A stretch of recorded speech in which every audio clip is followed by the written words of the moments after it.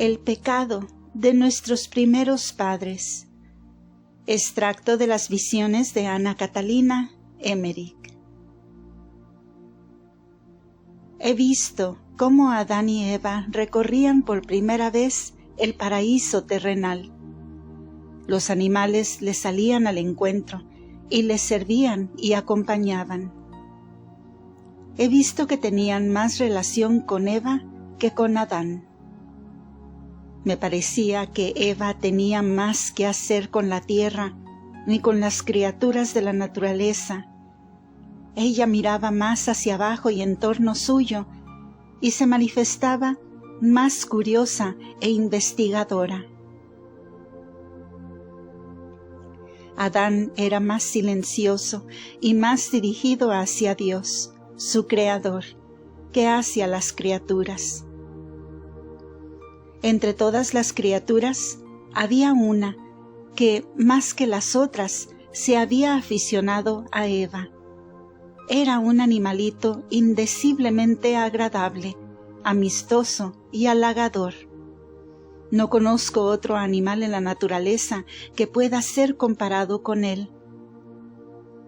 Era completamente liso, delgado de cuerpo, parecía no tener huesos. Sus patitas traseras eran cortas y corría levantado sobre ellas. Tenía cola terminada en punta que llegaba y arrastraba por el suelo, y arriba, cerca de la cabeza, tenía además 2 pequeñas patitas muy cortas. La cabeza era redonda y de mirar prudente, y mostraba a veces una lengüita muy movible.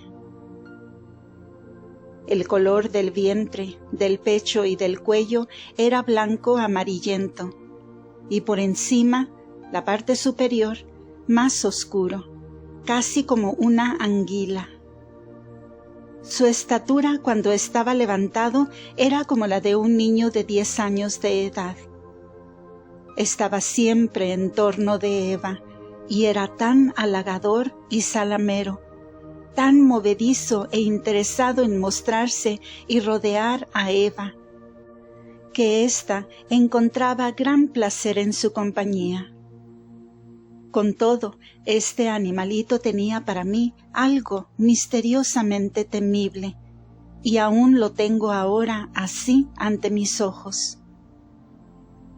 No he visto que ni Adán ni Eva lo tocasen. Había, en efecto, antes de la caída, un gran distanciamiento entre el hombre y los animales. Ni siquiera a los primeros hombres del mundo los he visto tocar a los animales. Y aun cuando los animales eran mansos y más relacionados con los hombres, se conservaban los unos más alejados de los otros. Cuando Adán y Eva volvieron a aquel lugar resplandeciente, apareció una faz luminosa delante de ellos, como la de un hombre noble y severo, de blanca y luminosa cabellera, y me pareció que indicándoles toda la naturaleza, se la entregaba, y que algo en cambio les mandaba observar. Ellos no se mostraban cohibidos en su presencia, y lo escuchaban sin mostrar temor alguno. Cuando este ser desapareció, me pareció que quedaron aún más contentos, más dichosos, y que entendían más y encontraban mayor orden en todo lo que veían en la naturaleza. Sentían un gran deseo de agradecer, y este sentimiento era mayor en Adán que en Eva, que encontraba más contento en su dicha y miraba más a las cosas que al agradecimiento a Dios. Ella no estaba tan abismada en Dios como Adán. Ella tenía más su alma en la naturaleza. Creo que pasearon por el paraíso terrenal 3 veces.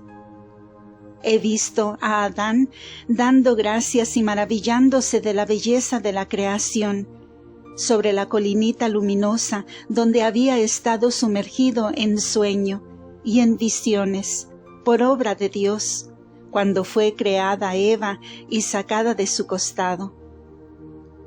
Adán estaba solo debajo de los árboles. He visto a Eva acercarse al árbol de la ciencia, como si quisiese pasar de largo.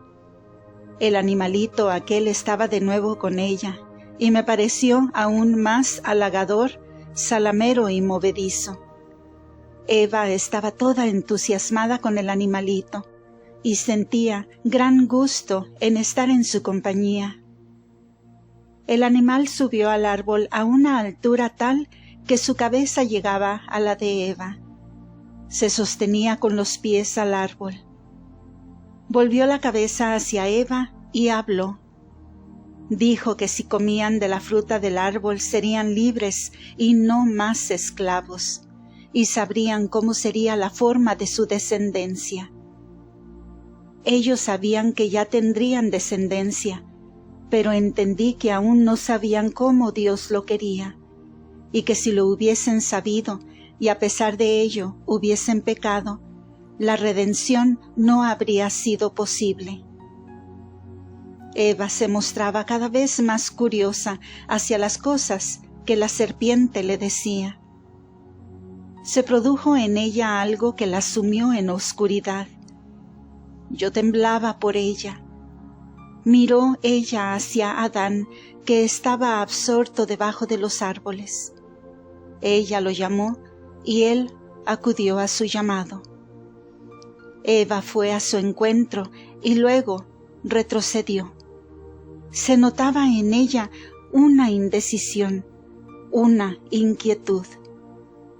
Volvióse como si quisiera pasar de largo el lugar del árbol, pero se acercó a él por el lado izquierdo y estuvo detrás de él cubierta por las hojas largas y caídas. El árbol era por arriba más ancho que por abajo y las hojas colgaban pesadamente hasta el suelo. Colgaba también en la parte donde se hallaba Eva una fruta de particular hermosura. Cuando Adán llegó al lugar, Eva lo tomó del brazo y señaló al animal que le hablaba, y Adán escuchó también sus palabras. Al tomarle del brazo fue la primera vez que lo hacía. Adán no la tocó, y vi que había ya oscuridad en ella. He visto que la serpiente señaló la fruta, pero no se atrevió a arrancársela para Eva. Pero no bien Eva manifestó deseos de tener la fruta. Entonces la serpiente la desgajó y se la alcanzó a Eva. Era la fruta más hermosa del medio, como de un racimo de 5 frutas juntas que colgaban del árbol. He visto que Eva se acercó a Adán con la fruta y se la dio, puesto que sin el consentimiento de éste no se habría realizado la culpa y el pecado primero. He visto cómo la fruta se partía en las manos de Adán y que él veía figuras adentro. Parecía que ellos llegaban a saber lo que les convenía ignorar. La parte interna de la fruta estaba cruzada con venas color sangre. He visto cómo se oscurecían, perdiendo el resplandor que los envolvía, y sus rostros perdieron la serenidad.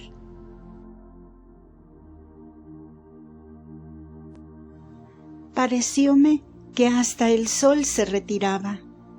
La serpiente bajó al punto del árbol y huyó sobre sus 4 patas. No vi comer la fruta, como se hace al presente, con la boca, pero la fruta desapareció de entre las manos. Entendí que Eva ya había pecado cuando la serpiente estaba en el árbol, puesto que la voluntad de Eva estaba ya con la serpiente.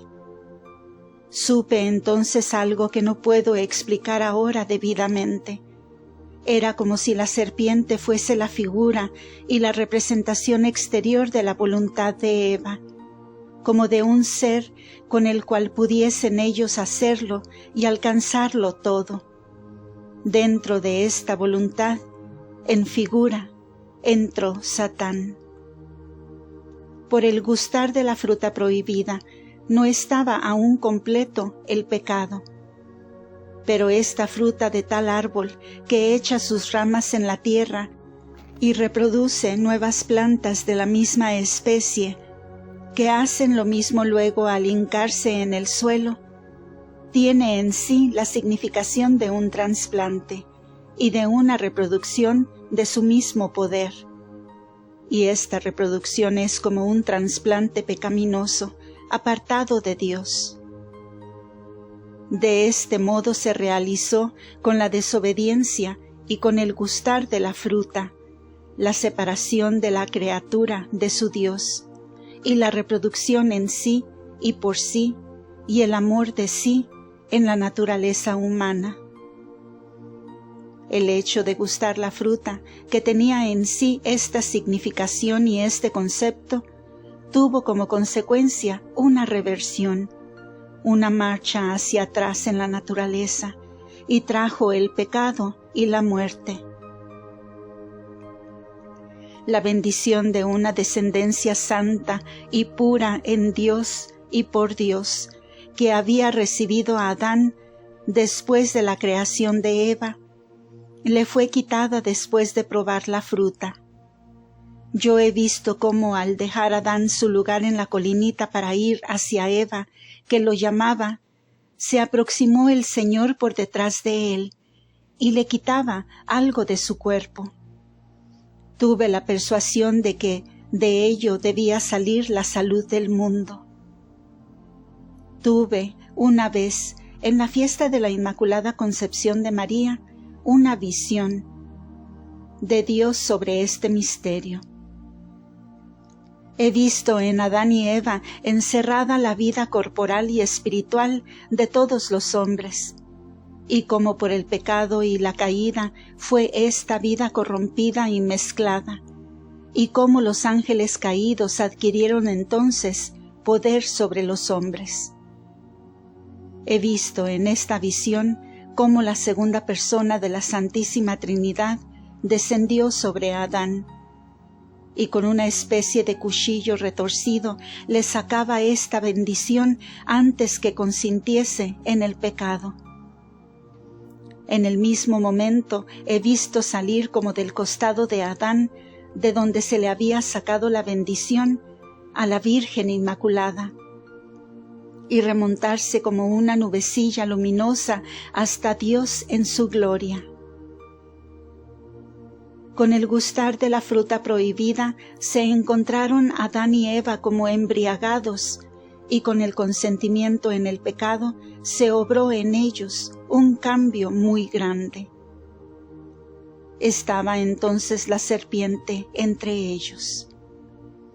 Ellos estaban como penetrados con la esencia de ese ser, y se vio entonces a la cizaña entre el buen trigo. La circuncisión fue instituida como penitencia y castigo.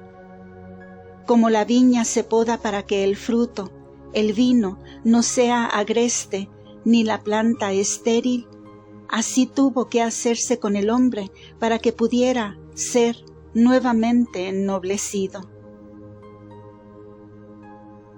Cierta vez que se me mostró en visión la reparación de la culpa, vi un cuadro donde salía Eva del costado de Adán, y ya estiraba el cuello hacia la fruta prohibida. Corría apresurada y se abrazaba con el árbol. Y luego vi otro cuadro donde, por el contrario, se veía a Jesús, nacido de la Inmaculada Virgen María, que corría hacia el árbol de la cruz y se abrazaba con él.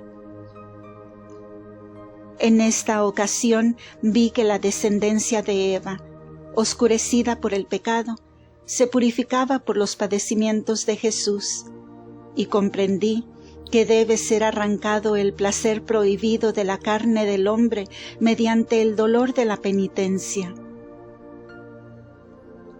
Las palabras de la epístola, donde dice que el hijo de la esclava no debe ser heredero, las entendí siempre en el sentido de que bajo el nombre de esclava se comprendía la carne y la sujeción de la misma. El matrimonio es un estado de penitencia y requiere abnegación, oración, ayuno, la necesidad de dar limosna y de tener la intención de aumentar el reino de Dios con los hijos. Fin del extracto. Gracias por escuchar.